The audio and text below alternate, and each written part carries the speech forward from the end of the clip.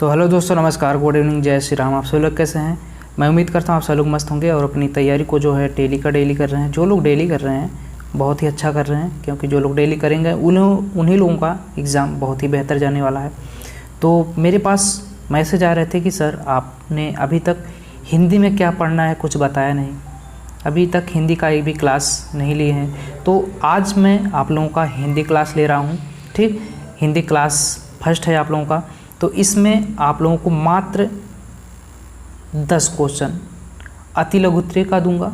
तो आप लोग पूरा देखिएगा कि अति लघु उत्तरीय क्वेश्चन कैसे आते हैं, हमको क्या क्या पढ़ना है, क्योंकि हिंदी को सब लोग बिल्कुल आसान समझ लेते हैं और सोचते हैं कि अभी बहुत टाइम है। ऐसे करते करते कब आप लोगों का एग्ज़ाम करीब में आ जाएगा आप लोग समझ नहीं पाएंगे। तो आप लोग समय को ना गंवाइए, बल्कि डेली का डेली क्लास आप लोग अटेंड कीजिए। ठीक, तो इसमें आप लोगों को पढ़ना क्या है, अभी मैं आप लोगों को बारी बारी से क्वेश्चन दिखा रहा हूँ।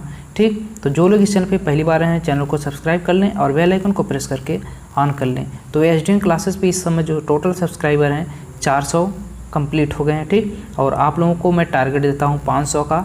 आप लोग फटाफट 500 सब्सक्राइबर करवा दें। ठीक, तो आगे देखिए इसमें अति लघु उत्तरीय में आप लोगों का क्वेश्चन कैसा आता है।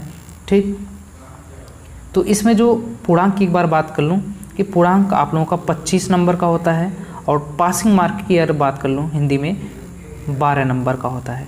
ठीक, तो आप लोगों को यहाँ पे नहीं रुकना है, 12 नंबर पे नहीं रुकना है। आप लोगों को डेली पढ़ना है, डेली तैयारी करना है। 12 नहीं, आप लोगों को 25 में से 22 नंबर 23 नंबर कम से कम ले आना होगा। ठीक, तो आइए अब देखते हैं पहला क्वेश्चन क्या है कि कहानी का महत्व लिखिए। ठीक, तो कहानी से जो ज्ञान की वृद्धि होती है, ज्ञान बढ़ता है, विद्यार्थियों का सर्वांगीण विकास एवं कल्पना शक्ति का विकास होता है। आप लोगों को पता होगा कि जब हम कहानी बताते हैं, या आप लोगों ने खुद कहानी सुना होगा कि अगर आपको कोई कहानी बताता है तो आप अपने मन में कैसा सोचते हैं, आप लोग कल्पना करते हैं ना कि ऐसा होता होगा, ऐसा हो रहा है, अब ऐसा हो रहा है, कल्पना करते हैं ना। तो वही जो है बच्चों को कहानी सुनानी चाहिए। पढ़ाते समय बच्चों को कहानी सुनानी चाहिए।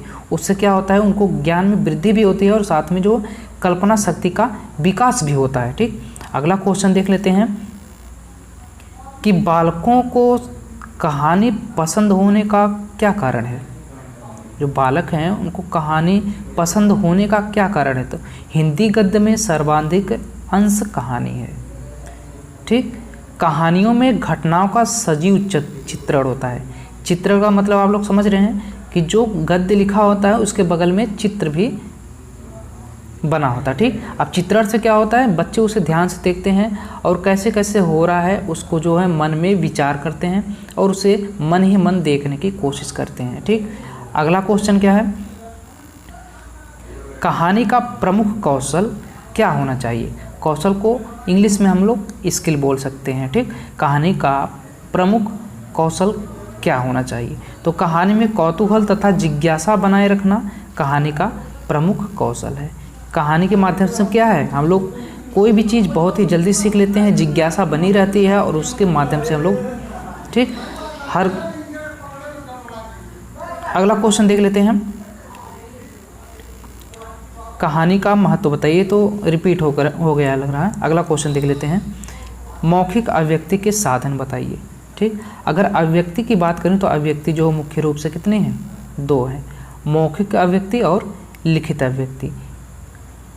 तो मैं मौखिक अभिव्यक्ति के साधन बताइए। तो विचार विमर्श, वार्तालाप, वाद विवाद, चर्चा परिचर्चा, कविता पाठ, भाषण व्याख्यान, कहानी, कथन इत्यादि जो क्या है मौखिक अभिव्यक्ति के साधन हैं। ठीक, अगला देख लेते हैं कि लिखित अभिव्यक्ति के साधन बताइए। यानी सार लेखन, पत्र लेखन, निबंध, आत्मकथा, कहानी, नाटक लेखन, कविता लेखन, संस्मरण या लेखन विवरण इत्यादि क्या हैं, ये सब आपके क्या हैं, लिखित अभिव्यक्ति। यानी किसी को हम पत्र लिखते हैं तो क्या करते हैं, लिखते ही है ना, तो उसके माध्यम से अपने विचारों को प्रकट करते हैं पत्र में, ऐसे ही ये सब। अगला क्वेश्चन है क्या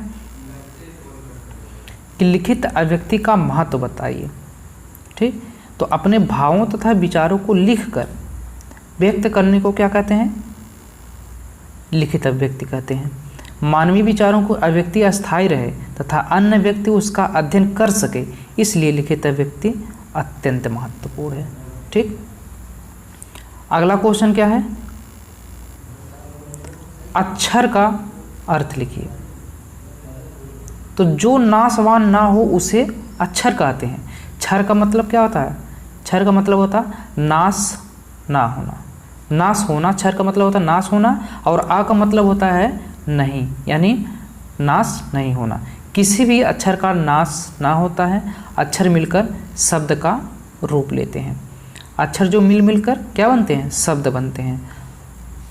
और शब्दों को मिलकर क्या बनते हैं, आप लोग कमेंट में बताइए। ठीक है दोस्तों, तो आज की क्लास में हम लोगों को यही सब पढ़ना था।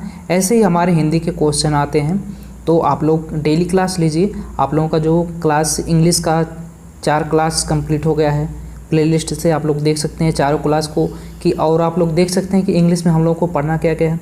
ये सारी वीडियो मैं आप लोगों को प्रोवाइड कर दिया हूँ बिल्कुल फ्री में। और प्रारंभिक शिक्षा के 4-5